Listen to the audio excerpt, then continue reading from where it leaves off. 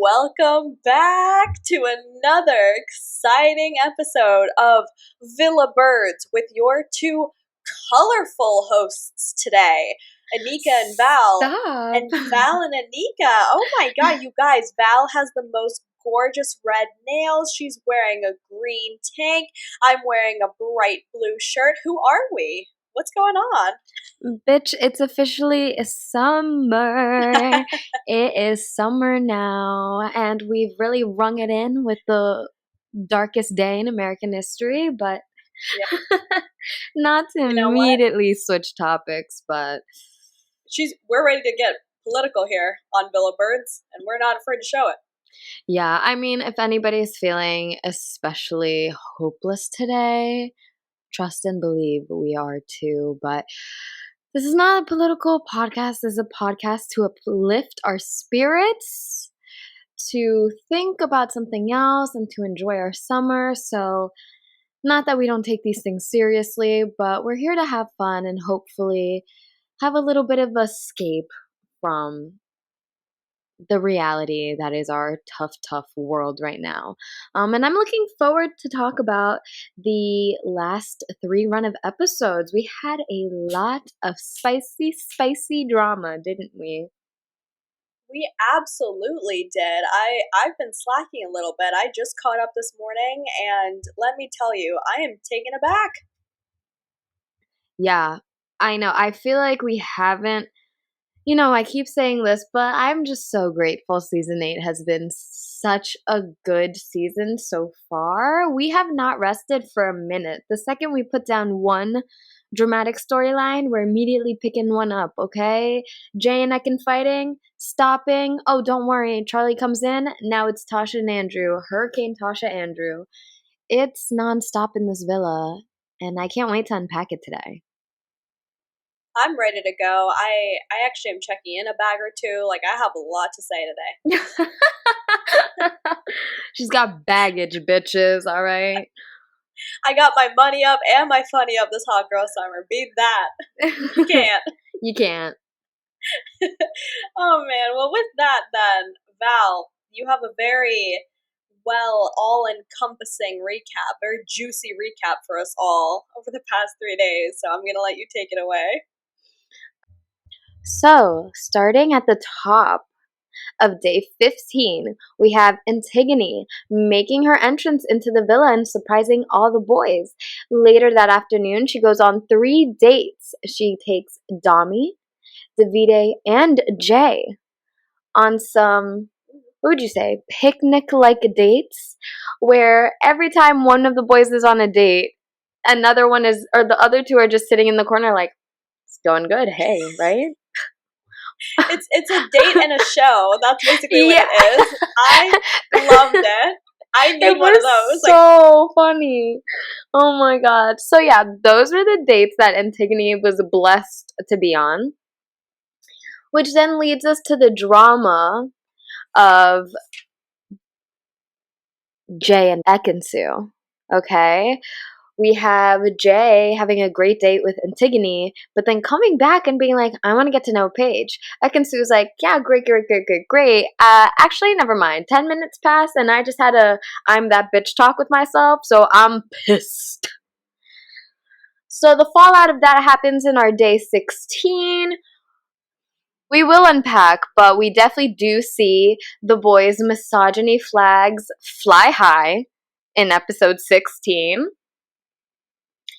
And once the fallout of everyone kind of getting on Ekin-Su's back happens, we go to bed, and the next day, Charlie takes Ekin-Su and Tasha on a date. Because lest we forget, in the midst of Hurricane Jay and Ekin-Su, there was a brand new bombshell, Posh Boy Charlie. Which Posh Boys never really last in the villa, but I guess we'll see how this goes. He takes Tasha and Ekin on a date to the hot tub. Tasha, who previously was like, I'm really happy with Andrew, is like, actually, never mind. I'm feeling hot and saucy, and I'd like to get to know you. Thus cuts our day 16 episode, leading into episode 17, where we're getting into that night's events. And day 17 just recounts that night in the villa. It's just one evening in the villa, and so much happens, okay? We have Tasha revealing to Andrew that she hasn't been the same since week 1, Tasha. That she wants to get to know Charlie, but her and Andrew are in a really good place. Then we have a recoupling announcement where we have arguably our most jumbled up recoupling. Everybody is scrambled about in the villa. Everybody is in a bed that they don't want to be in. Shout out to the boys for being messy, messy, messy. And as usual. And then we come back to Hurricane Tasha and Andrew, where Tasha's just pouting about the whole villa. Andrew can't decide whether he's mad or not, because once he sees Tasha's pretty little face, he can't hold it against her. And all the boys kind of tell Tasha what they think. Everybody hits the hay, and tensions are still quite high with Tasha and Andrew. Another couple that is also separated and now trying to claw their way back together is Jackson Paige, who have been separated by Jay. But thankfully, our strongest couples are in beds together, Dami and India, and Gemma and Luca. So let's unpack all of that one by one. Yes, sir. I am ready. I'm excited. Great recap, Val. I was on the edge of my seat, but also I was relaxing at the same time. You have a very soothing voice. Oh my god, thank you. I feel like that's never been said to me before. Well, with this very thorough recap, we have now brought back, and we're probably going to stick to this format now that the couples have started to semi-solidify, but we're starting with our first birdhouse. Again, with birdhouses, we usually start with the couples that are sort of the least interesting over the past few episodes that we've seen, over to the ones that have the most tea involved with their coupling or with whomever they're with at that moment in time.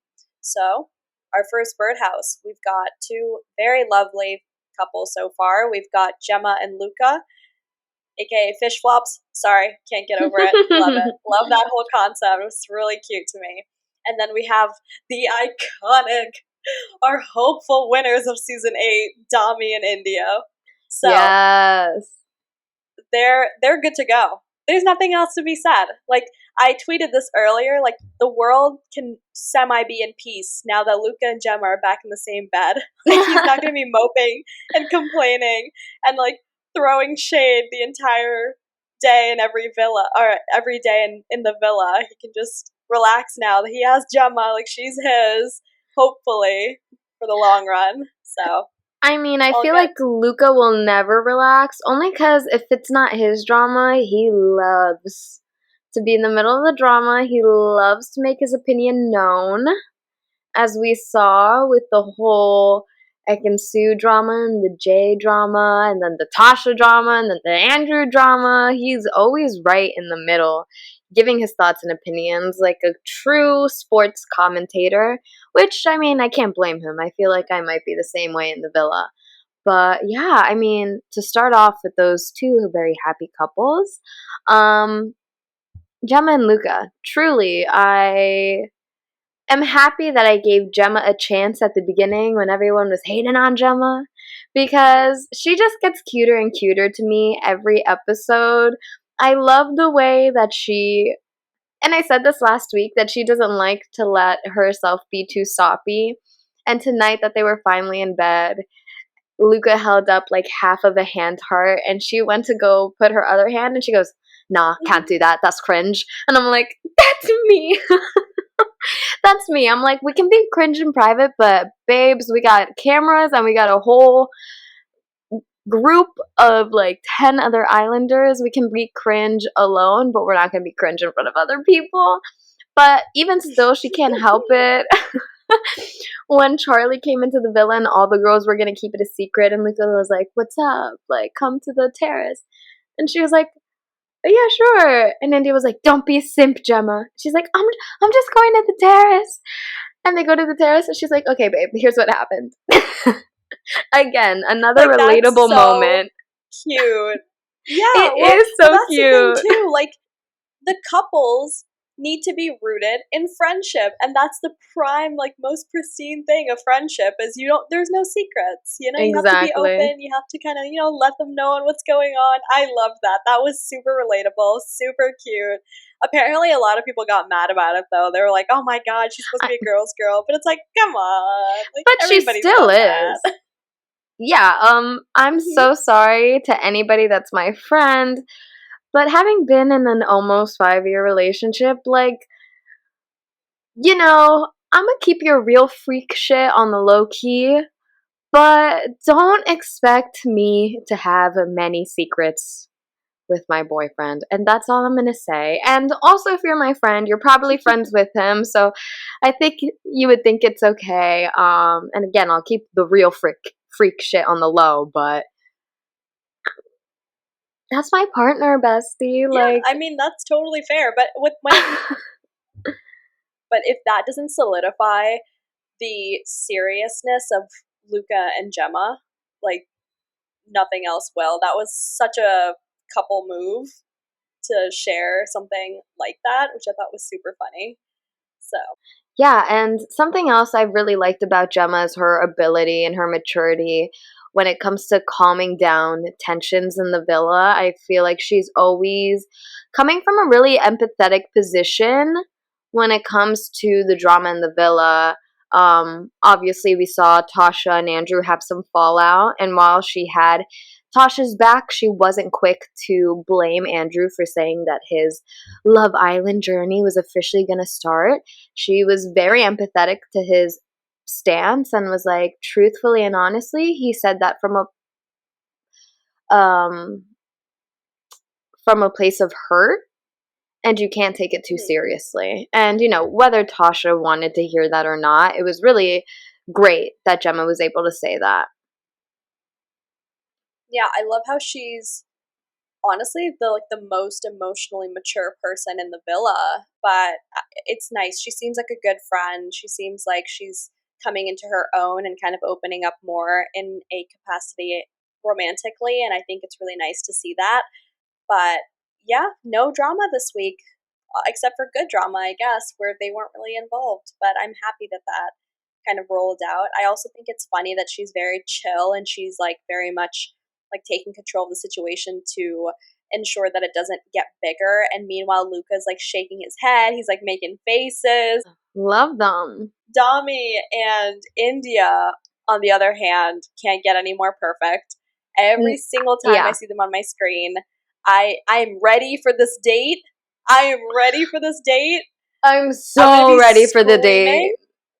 I'm gonna be screaming the entire time. Did you see their faces? Like they're so, oh my god, They're they're falling so in love. cute. They are 100% without a doubt. They're falling in love. And it does suck that in the last 3 run of episodes, we didn't get to see much of them. Mm-mm. It's hard to say whether that was intentional.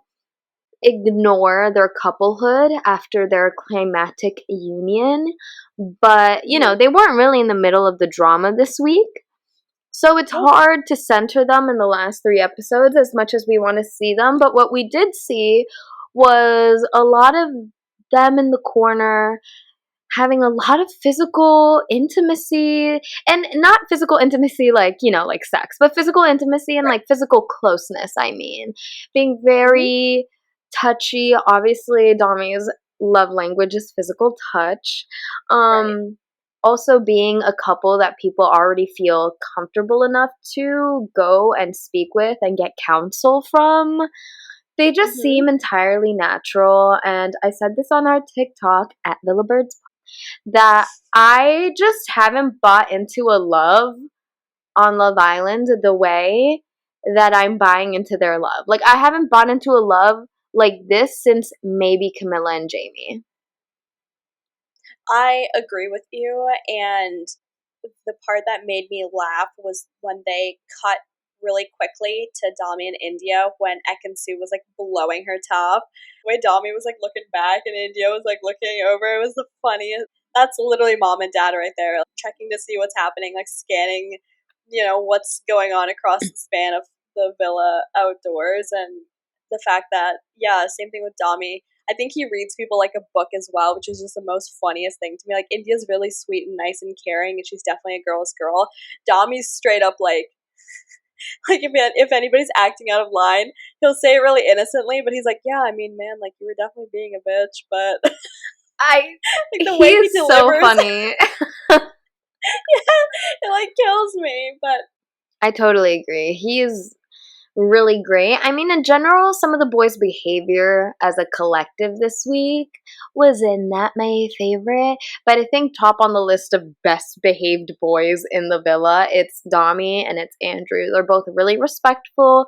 They're not going to talk too much shit behind your back, unless, of course, Dami has you face to face, in which case he's definitely going to be like, hey, this is your tea and I'm telling you right now. It's very rare that you see Dami hold his tongue when it comes to expressing what he thinks is happening in the villa, but he always does it really respectfully, so you know, you have to like respect that. no, absolutely, and I don't know. It's kind of nice to see, a nice variety of people who are unproblematic. As we know, there are myriad of people on this season that have shown that they are not necessarily the most kindred of spirits out there. But Right. not saying that they're like malicious in any way, but they definitely have some values that don't align with what the general public believes should align when you're trying to find love on an island that also happens to be a reality TV show. But Hey. I don't know. It's nice. Dami honestly is one of my favorite Islanders this season. He has been since honestly day one. The snide little comments, the funny, banter that he has with everybody, the fact that he shows that he cares, but yeah, isn't afraid to put people in his place. These are characteristics that I admire, and it's really nice to see someone like that, especially with this group of people. So Yeah, he just seems really comfortable with everyone in the house, including the girls, so it's always really great to see that. yeah, I love it. All right. Next birdhouse. We've got a little DAD, little dad action. We got Davide. We have Antigone. We've got Danica. We got this threesome, this triad, this pyramid, this unusual mixture of different, I don't know, backgrounds. Like a very strange, like what, a dancer, a singer, and an And an Italian. Italian. You know what? It fits. It fits. That's You know what, Val? Let me ask you a question. yeah. So, a dancer, a singer, and an Italian walk into a bar, and I've got nothing else. I was gonna be like, this can't be going anywhere. It can't go further than just the layup, can it? No. No, because that's it. That's the joke as well. Because we still don't know what Davide does. Someone tell us, what is his occupation? So true. What the fuck does this man do? I don't know. He's Italian.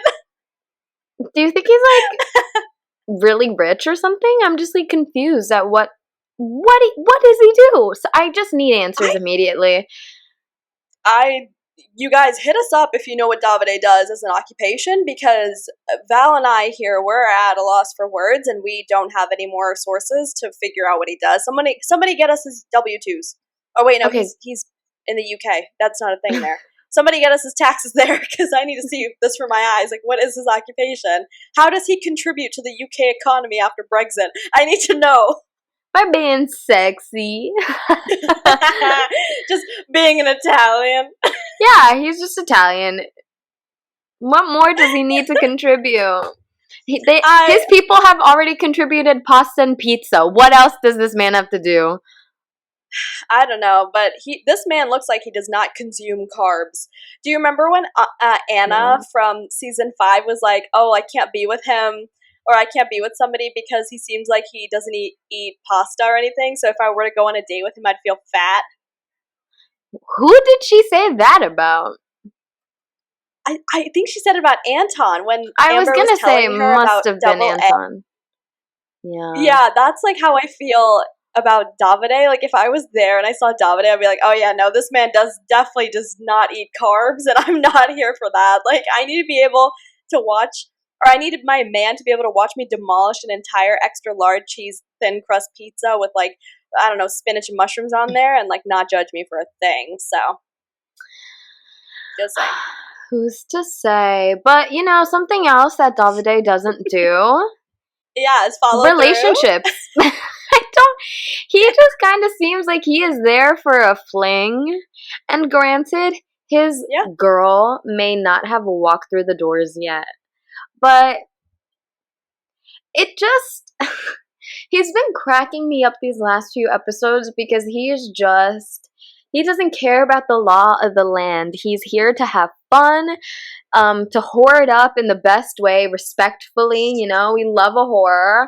Or we're reclaiming Yeah, the we word do. whore, okay? And we're cool with it.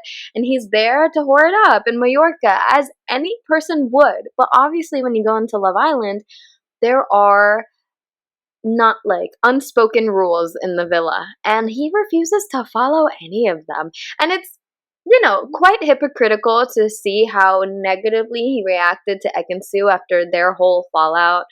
You know, granted, Ekansu did lie, but it's not like Mm-hmm. Davide has really shown his cards to Danica and Antigone. He was Right. just randomly kissed Danica one night, and she obviously was like, oh, we're kissing, can't wait to see how this goes. And to him it was just like, yeah, we just made out. But in Love Island, that is quite a stamp of approval. It's like, we're good to go ahead and get to know each other and like be in a couple. Cut to the next day, he's picking Antigone in the recoupling, which is hilarious to me because, but they had a great date. Then she had an even better date with Jay. Then Jay went to graft Paige. Didn't really seem like Antigone tried too hard with Davide, nor did Davide try too hard with Antigone. All of a sudden, he's picking her in the recoupling. It's like, move mad. I'm down for it. But it's hilarious to see how mad he's moving and how okay it is for him to do it. But Ekansu and Tasha do it, and they're like terrible. They're quote the villains of the house, and I don't like the way Tasha is moving. Love Island is going to be messy, and I certainly don't really blame Ekansu for how she's handled everything in the wake of Davide moving crazy unchecked. Mm-hmm. Yeah, you said a lot of things that resonate with me. The first thing I'm going to say is I think Antigone was wearing something more revealing than Danica that night. And so my man went with how we really felt. First of all, second of all, you know what? Davide is, I think it also has to do with his analysis of what his connection with each person, I guess, is. You know, Danica didn't pick him first. Like, she picked Mm-hmm. Luca, and she didn't get to go on any dates. We know that Davide's smart. We know that Davide wants somebody that's also, you know, given him the time of day. And I think the reason why he probably went with Antigone is because they did have that date, and she did choose him to go with her, and they got to know each other a little bit better. When it comes to recoupling, it doesn't really matter what week it is. For me, if you're single and you're going into a recoupling, you choose somebody that you want to get to know more. So I feel like the kiss was enough to tell Davide or let him know, or maybe he reflected on it to say, like, you know what, yeah, it was fun to make out with somebody, but I didn't feel the connection that I was looking for there. I think also, maybe we haven't seen this and we need to see it in the unseen bits, but aside from that one date, it's weird that Antigone and Davide haven't really spoken at all. You guys, Val tweeted something really funny the other day about Danica and Davide talking, and she said that when they talk, it sounds like they're having like a political conversation. Yeah, And I saw that episode earlier today, and I completely agree with you. That's literally how a 21 and a 28-year-old talk, in my opinion, like on this kind fair. of show, I guess. But it was strange. I don't get it. This birdhouse in and of itself, I don't see him with either one of those girls. I definitely think you're right. There's definitely a bombshell coming for him, or maybe it's his time to go. I hope it doesn't, though, because he is one of the most entertaining Islanders this season. He is honestly one of my favorites. Like, I want to get a sticker of him printed out and put it on my MacBook. Like, I want to be basic just for him and put like a sticker on my MacBook.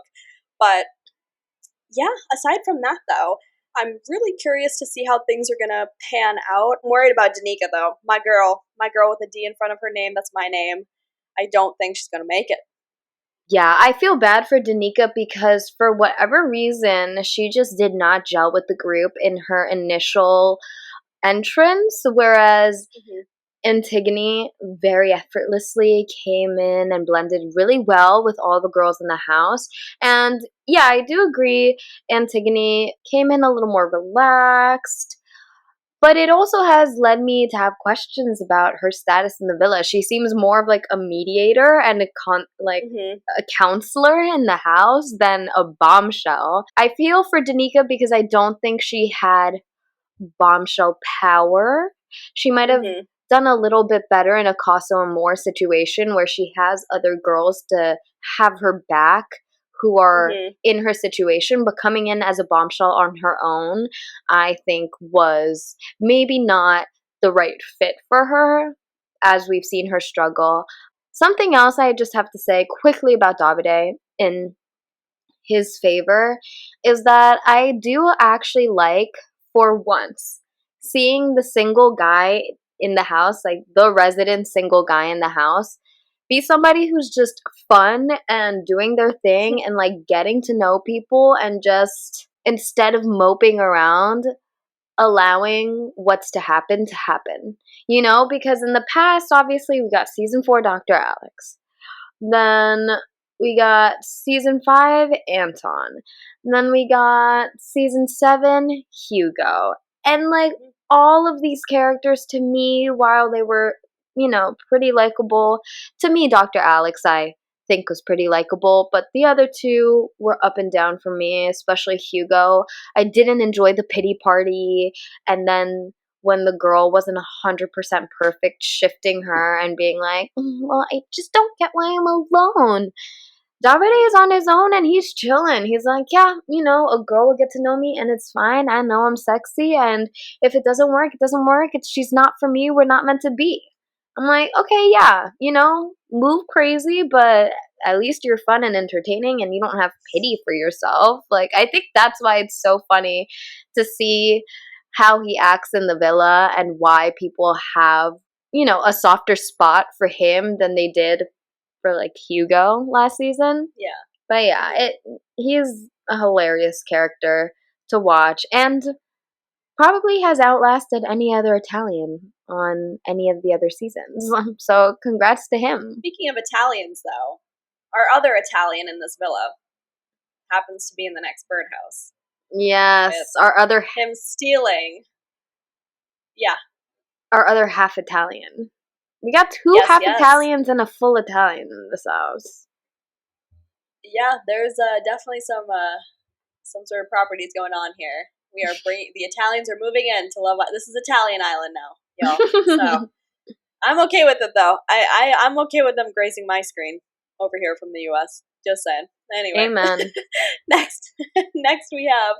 So in our third birdhouse we have Jay and Paige. So Jay stole Paige in tonight's recoupling, and we have Ek and Sue in this blocking just because of her connection previously to Jay, and we also have Jax in this birdhouse because of his previous coupling, and honestly maybe continued coupling with Paige at a later date. So, a lot of fun stuff here. Val, I'm gonna let you take off on this one. Oh boy. I don't even know where to start. Okay. I mean, God, who do I start with? I guess we could start with Jay and Ekin because some of my negative comments about Jax have to do with how he inserted himself in the Jay and Ekin situation and later the Jay and Paige situation. But so, obviously on last week's podcast, we saw Ekin Sue recouple with Jay after her blowout fight with Davide, sneaking around the villa and getting to know Jay. Then we had a public vote where Jay and Ekin were both in the bottom. This was also in our last episode, right? After that public dumping, where Jay and Ekin were both on the bottom, Jay was the first one to say, I don't know what I would have done if you got dumped. I would have possibly left. She was like, me too. Only after Jay, gives her these words of reassurance and confirmation that he really, really likes her, is Ekin swooped off her feet and she's like, oh my god, yeah, I would leave Which with is you. valid. Which is totally valid. Yeah. Later in bed, Ekin is like, yeah, so I would leave with you, right? Like, if you had left, like, I would have left. He was like, well, actually, like, let's take the next few days to get to know each other. Which, again, is valid. If he said something in the heat of the moment that he didn't mean because his emotions were flared up, I understand to a certain degree. But then, at the dawn of the new day, all of a sudden, Jay, who had every opportunity to get to know Paige from the start, and he didn't even take her on a date, Jay comes about and starts saying, I want to get to know Paige.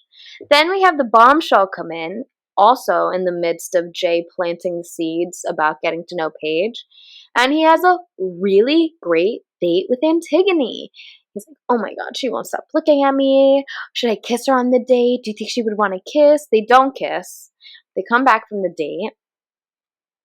And later that night, he goes to talk to Ekin about wanting to get to know Paige. At this point, I just think it's fairly obvious what Jay is doing.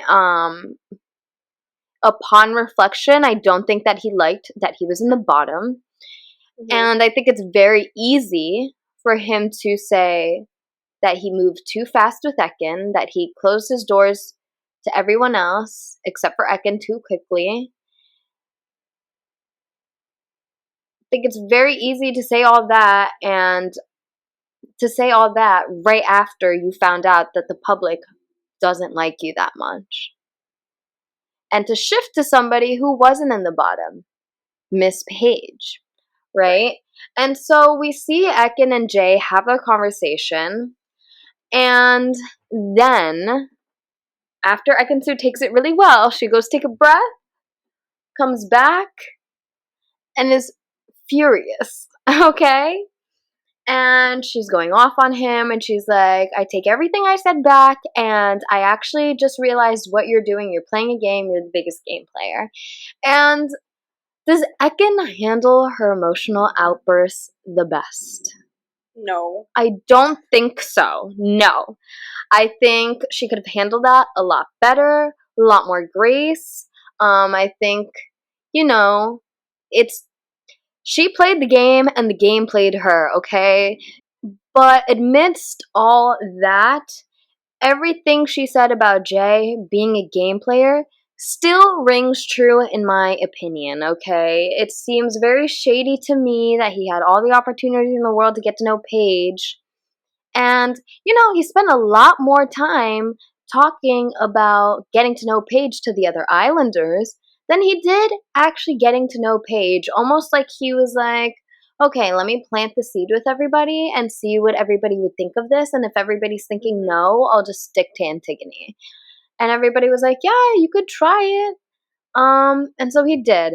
And I just think between Ekin and Jay, neither was 100% right in the situation, but I do think that Ekin got the brunt of the negativity and the brunt of a lot of misogyny from the guys. I think they're all ready to back Jay, despite him very much playing the game as much as Ekin is.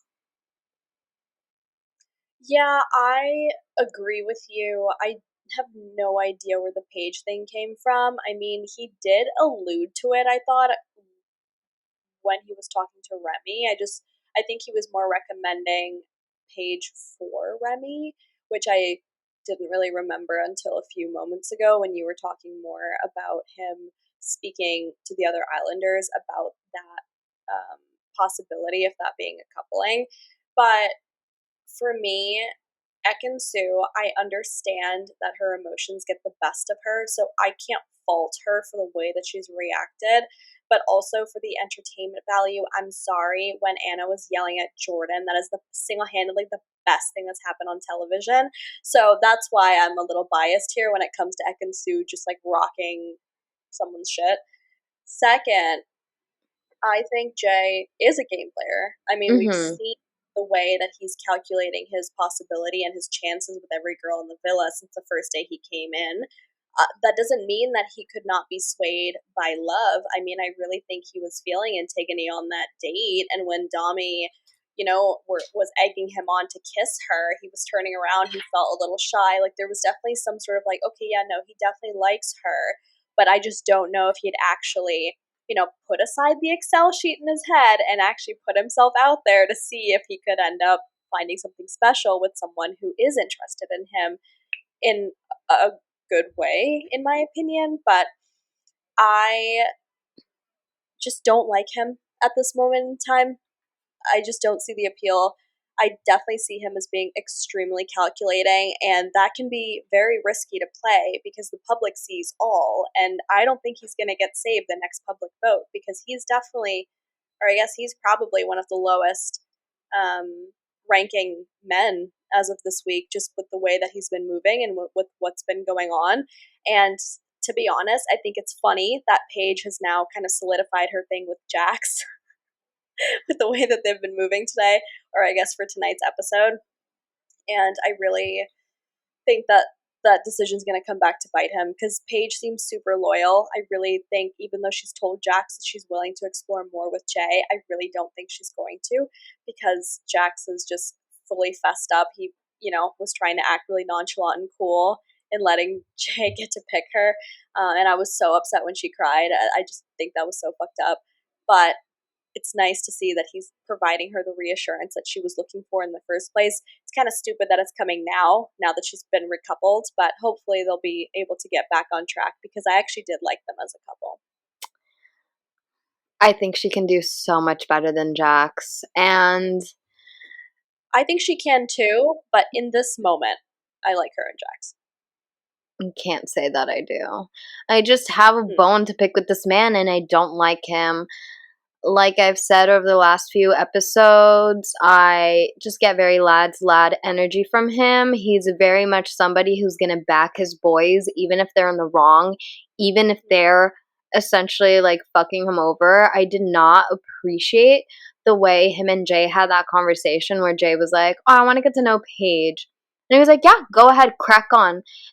At no point in the conversation does he go, well, it's up to Paige, but I respect you for asking me. Like, if you do it, it won't hurt my feelings. Like, you're open to do that, and I'm not going to stop you. But, at the end of the day, it is Paige's decision. It was very much like, oh, yeah, go ahead. Yeah, talk to her. I mean, we need a test. It's just like, shut the fuck up. Like, really? Like, she's not your woman to pimp out. Mm-hmm. And then he went to go tell Gemma and Luca, and then Paige came over, and Luca was like, tell her. And he was like, what do I have to tell her? He was like, oh, Jay had a conversation with me about wanting to get to know you. It's like, yeah, why wouldn't you tell her that? And also in that little scene, we see Paige come over and she's like, yeah, this dress is hard to walk in. He's like, oh, but you look very hot. And she's like, oh, first compliment from you. And it's just those little things I pick up on that I'm just like, I just don't like this guy. Later, when Jay and Ekin-Su are fighting, he's just fully backing Jay. And he's like, yeah, it's just because over the last 2 days he found out what you are, a headache. And listen, does Ekin-Su cry wolf 100%. She cries wolf all the time. Every guy who comes in really understands her and whatever. But I just don't think it was this place to jump in and be like, yeah, you're a fucking headache. It's just like, it's not even your business, and you're backing a guy who's trying to steal your girl from you, and you're acting like it doesn't even bother you. Because But to she was me, a headache. She didn't have to go screaming in the entire villa. Like, she literally made it but she everybody's didn't. problem.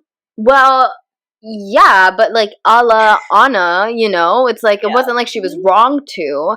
Yeah. Hmm. I mean, okay, wherever you stand in that whole debate, she yelled at Jay and then she went to the kitchen to complain. She didn't go into the kitchen Yeah. yelling, she went to the Hmm. kitchen to complain. And he was like, Yeah. he found out what you are, a headache. All the guys ganged up on her. I understand that they wanted to get her to see from their perspective that she had lied to Davide and now she's getting her karma back.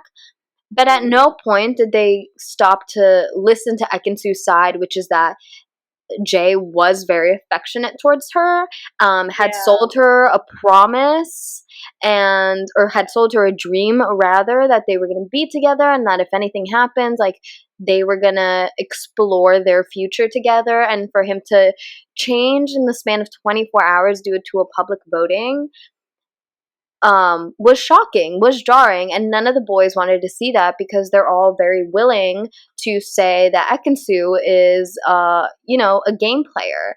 And Davide Yeah. said the same thing. She's a butterfly. She goes from guy to guy, as if that's not what Davide Hmm. says. And then when it comes to calling out a girl for another girl, like Tasha for game playing, it's very easy. But when it's Jay, it's not easy.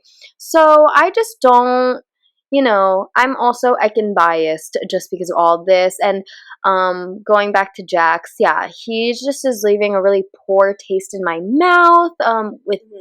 really leading the misogynistic choir of opinions that night, and then also the next day at the recoupling, him and Paige being separated, and now he's being very vocal about how much he likes her. It's like, yes, the recoupling serve two purposes. It serves the purpose to make Islanders realize how much they actually like each other, and it also serves the Hmm. purpose of getting Islanders who are game players to play the game. And I just think that at this point, he could have already solidified his feelings for Paige, given her more words of reassurance, and I just don't think we really saw that until she was crying and he had to, and then she was recoupled with someone else, and now he has to graft to get her back, so she picks him next week.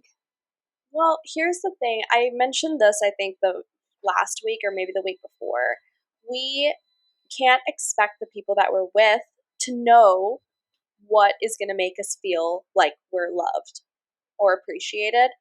We already know that Jax and Luca both have a lower standard or just a lower level of emotional maturity. And I definitely think that he didn't realize, or I guess it's hard to make excuses for grown men. And I'm not really doing that. It's more of like Paige has been so, like, she hasn't been vocal about her needs. And she's such a sweet person that she maybe wouldn't be vocal. So maybe it did take for her to cry in order for him to understand what he needs to do. But the fact that she was taken away, I think, yes, it is a wake up call for him, and it's good that it's happened. I do agree that that shouldn't have been a wake up call. He should have been treating her right. He should have reassured her. He should have had all this other stuff. But at the end of the day, we can't live a life in shoulds. We can only look to the future. And I think, Right. he said, Val, he said, "Good night, baby cakes." This man is all about Paige. He Huh. is. And He's they held hands still while they slept last night. Yeah, He's no, he's still still number about one on my suspects of Casa Moore head turns. And I just have to confirm, since Pretty Little Thing wants to be a secondary Oh, Love Island yeah. account, Yes. they announced that Casa Moore is officially starting July 4th. So Oh, let me check my calendar real quickly, but I'm very sure happy that gives us independence a week. too. Yeah, that gives us next. Well, 4th of July is an unseen bits day, so I don't know why they said that, those freaking liars. Yeah, I don't know what Molly May is tweeting from that account, but she gotta get her facts straight. But, oh no, I'm so sorry. 4th of July is a Monday. Okay, Oh, so we okay. have all of next week in the villa, and then our Monday show is going to kick off Casa More. So I think it'll be really interesting to see which couples falter and which couples stick in Casa More. But yeah, I just think Jay is number one suspect, and Yep. I don't trust him for a second. Not 1 second. Yeah, I mean, speaking for a couple that may falter if it's kind of not already, Tasha and Andrew and Charlie are in our last birdhouse. What? The way that Tasha is like unraveling and the way that she was just so pouty the entire evening, even though Andrew gave such a sweet speech for her, I'm taken aback. I feel bad for her. I understand, but this whole situation, she victimized herself for no reason at all. Andrew's trying his best to console her. She's clearly irritated that he's being so nice, probably because she feels guilty that he's so nice and she wants to waver. This girl sat Yes! there and said, yeah, this girl sat there and basically said, "Oh, I want to be a sassy little city girl, and you're making me all ooey gooey." Like she's literally talking like a fuck boy. Tasha, get it together. He's a realtor in Dubai, girl. You're gonna get free trips to Dubai. Stop. He cares so much about her. I feel so bad for Andrew still. Like, Yes. Obviously, our episode 17 is where most of the drama happened between them. But it's so interesting because Charlie comes in and we see that maybe Tasha has cleaned up her act, okay? He asks her about her and Andrew, and he's like, "Well, would you get to know me?" She's like, "I'm in a really good place with Andrew." Then he asks her on a date to the hot tub. And I think that pressure he applied on trying to pursue her was enough for her to fold. And from yeah, one Leo to another, I think when someone really wants us and is really trying hard, just like that, just seeing that effort, no matter how small it may be, is enough to get us to be like, oh my God, they want me? I love attention. Like, I love to feel pursued by so many different people. And it's very unevolved of her to not be able to see that Andrew has given her that attention and that, adoration that she seeks consistently. But she likes new, new, new, new, new. And Charlie, putting pressure, taking her on the date, asking her if in the recoupling she would be open to him picking. All of that was enough to finally get her to fold and go mask off in the way that a lot of us have been predicting that she would. And it's really disappointing because I did think that she finally settled and would at least last until Casa More, but it's just not looking like it. I really didn't appreciate her behavior. I think Gemma put it best when she explained that Andrew was coming from a place of hurt. And yet Tasha just could not understand why he would be hurt. When it's very apparent that for the last 3 weeks, he has been 100% solid with you. And he has stuck by your side every time a new shiny toy has come in and you have wavered. And he's been patient enough for you to come back.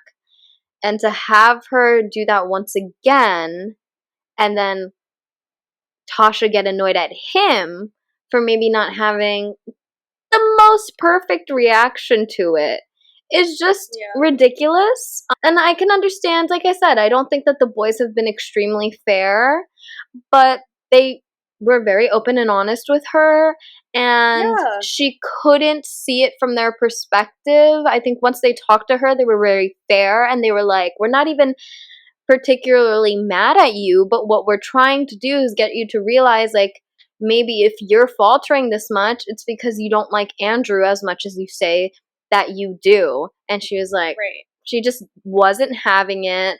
And then later on, she just wasn't having Andrew touch her. She was just like shoving him off. She didn't want to talk to anybody. And Yeah. it was just generally poor form, in my opinion. Sorry, I'm thinking of the song "Good Form" by Nicki Minaj. Totally fair. I tell him to eat the cookie because it's good for him. I mean, sorry. Basically her and Andrew last night when he was finger blasting her, but lest we even get into that. He literally does everything for her. Like, what else would you need from a man? Like, excuse me, like, even if you do need, like, you don't need a man, but if you do have one, what else do you need from that guy? Because he's great. He's so sweet, and he really, really cares about her. I don't know. As a fellow fire sign, I too agree with your assessment of things that are shiny and new. However, I'm a very moody moon. I'm a Scorpio moon. I feel like that keeps me in check with understanding the more deeper side of things in my emotions, you know? So for me, that's not an excuse. If somebody new gives you attention, it's not an excuse. She only started faltering because her ass got horny in that hot tub with Charlie, talking sweet to her and giving her that attention. I understand. But even Andrew was like, "Oh, you've gone on 2 dates and we haven't even gone on one." Like, you can see how much this man like wants to go on a date with her and spoil her and love her. And yeah, no, she's emotionally unavailable for sure. I definitely think that her head's gonna get turned in casa for sure. Andrew's probably gonna stay loyal to her unless Luca and Dami can talk to him a little further. Because Dami, straight up, you're absolutely right. He said, if you're faltering this much, your coupling is not as strong as you think. You do not like Andrew as much as you think. And this loops in with what I kept saying from the week before, where she talks to him as if she's trying to convince herself that she likes him. So yes, 100%. That's literally it. I don't know. It's super strange to me to see. I feel bad that she's victimizing herself, but that's essentially what she's doing. Nobody has yelled at her. Nobody is slut shaming her. Nobody's putting her on blast. They're just saying, hey, look, Andrew's a great guy. Maybe, do a little self introspection, see what you're thinking, see what you're up to, because you yanking him around like this isn't going to work. And I feel like he's not going to break things off until probably it's too late. I don't know. It's weird. I'm not vibing. And something else Lucas said as well was that when Tasha was confronted by the two of them and she was just not having it, she said something along the lines of, this is what we're here to do. We're here to get to know people, and, it's not wrong. And Lucas said, you don't have to force yourself to get to know people, though. Yeah. Which is true. She has just, every time a new person has come in, she's just like forced it just to see if she can get out of her coupling, essentially. Right. And it's true, in the famous words of Chloe, it's not a test for me, it's a test for you, and you failed. Like, true. This is what she's doing. And something else I picked up that she's doing is, now all of a sudden she's like, oh, I'm not myself. I'm not week one Tasha. Week one Tasha wouldn't have had this. I'm like, I've seen absolutely no change in you this entire time. You've been the same girl. It hasn't been like your shine has been dimmed by being with Andrew per se. It's just that your union with Andrew isn't particularly interesting. I don't know. I said last week that maybe if she changed pairings, she might be a little more interesting. I think that could still be the case. But just in general, she hasn't been the most interesting Islander in the house, Even when she's in the middle of drama, it's still like background TV. I'm like, it's saucy, but most of the entertainment of tonight's episode didn't come from her pouting about. It came from Andrew kind of having these moments of realization and being like, I'm not going to be mugged off. I'm not going to be mugged off. So for her to say that she's changed from week one, Amber, or Tasha, it just gives Yeah. very much Michael season 5 being like, I haven't been myself. And I Yeah, bit my yeah. tongue when I shouldn't have. It's like you don't have to make up excuses to just say that you realized you don't like this person as much as you say you do.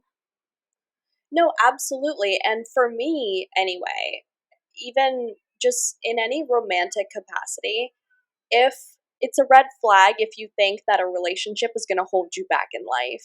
Exactly. And that's kind of how I feel like that's what I'm getting from her behavior with this entire regard. She's here for a fling. I get maybe she's looking for love, but her actions and her words are not aligning. She's definitely not emotionally available to be in a monogamous, committed relationship with anyone. And it doesn't even matter with Andrew. I just don't see her doing that with anybody. She's clearly got commitment issues. Like, we all see it. It's unfortunate that she's like that, but at least, cut the collateral damage. Like, Andrew doesn't deserve that at all. And speak of background noise, Charlie, snooze. Nothing special. I don't get it. I'm not here for it. He hasn't sold me yet. Maybe he might. What was that guy's name? The one that Ovi started crying about because they sent him home. Remember, he was with Lucy. Oh my god. Oh, I can't Like, even remember his name, but I know I exactly who you're know talking about. that's literally what he reminds me of. He's handsome to an extent, I guess. He literally gives me that guy vibes. No, he very much falls into Love Island's cookie cutter posh blonde boy that they send in every year that is always like prematurely sent home because he's always boring. Right. And we just saw the boys do the recoupling this week, so next week we should be getting a new male bombshell and a girl's choice recoupling, which is nice because I do feel like the girls have mostly had the power this season when we never really Yeah. saw them have the power last season. But anyways, yeah, I just don't think that posh boys last that long in the house. They're always pretty boring. Even when he had the opportunity to stir drama, he very much seemed into Tasha. He kind of faltered away from it and just picked Ekansu as a. He's not happy about that, by the way. You can see that man. He regretted his decision probably like 5 minutes after he chose her. I just don't even understand why he. Yeah, it seemed like they were. It was so funny because when he came in, Ekansu was like, I'm done caring about looks. It's like, yeah, because he's clapped. Like, what? Like, is that what you're saying? Is that what you're saying? Because he looks like Stop. a posh boy crypt keeper. Like, no offense to him. Hold on, It's very. you guys, I'm still looking for that man because George Reigns. George. I wanted to say George, and I was like, no way. He was way too stereotypical and was just called George. Yes. Yeah. And, Chugs falls along the same genre of boring posh boy. Like, every year we have one. And it George was never handsome, though. serves. George George was was super handsome. handsome, but he was so He was like boring.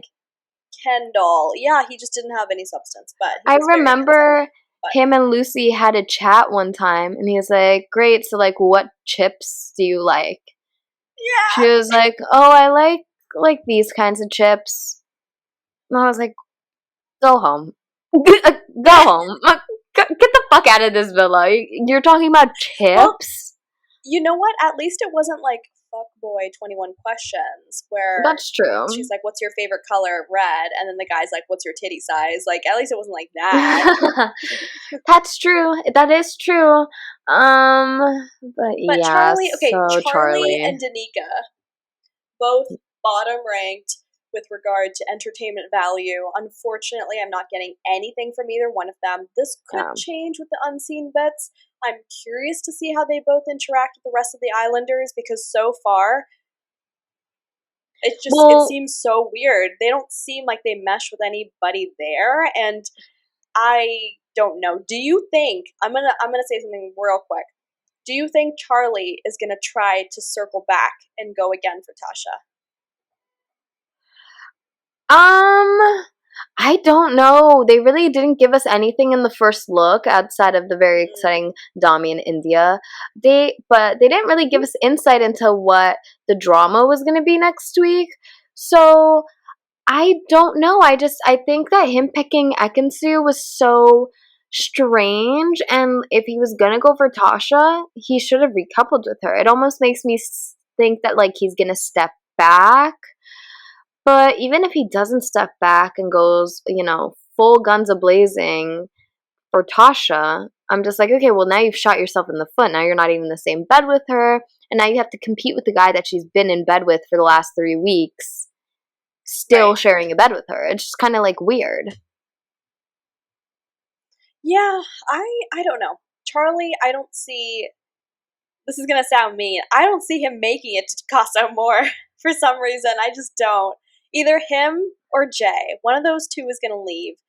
And for the girls, I think Antigone has a better chance of staying or sticking around than Danica does, unfortunately. I actually do like Danica, though. I feel like we got to see a little part of her personality for tonight's episode where she was asking India if she was excited to share a bed with Dami. Like, you could see her kind of, like egging her on, which I thought was cute. But aside from that, though, I'm not really sure how relevant she is to the continuation of this season, unfortunately, with this current batch of Islanders that is still there.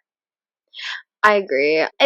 We're gonna have to see who steps foot into the villa this week, because right now we have an even amount of couples.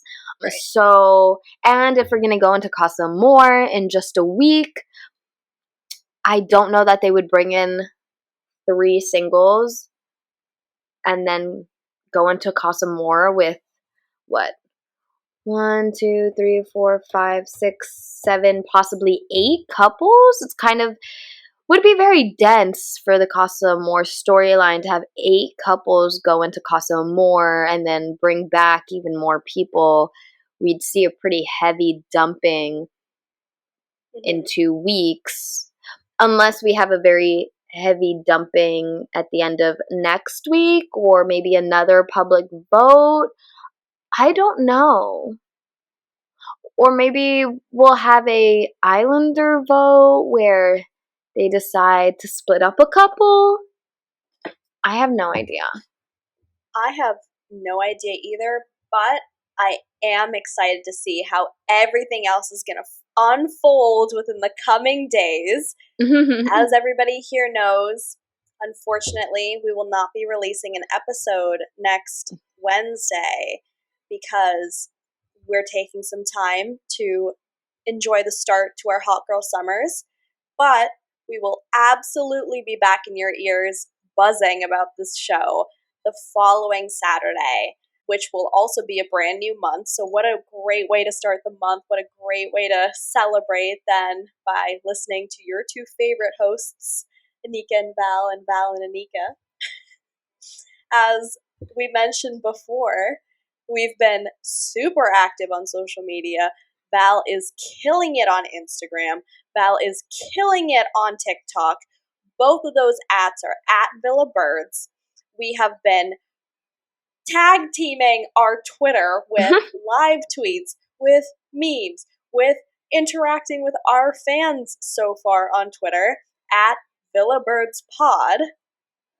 You can find us, of course, on our home base of Red Circle, along with some very name-recognized brands such as Apple Podcasts, Spotify, Amazon Music, Stitcher, and I think there's one more iHeartRadio. I might be forgetting. iHeartRadio. There we go. So, with that, you know our socials. People have been listening all around. Val, we got our first listener from Bangladesh the other day. We also have several notable listeners in Australia. UK, our Prime-based fans are crushing it. And, of course, all of our family and friends here in the US supporting our endeavors like the best people that they are. So, with that, any concluding thoughts, Val? Leave a review and a 5-star rating, and thank you and goodbye. Thank you and goodbye. Peace out.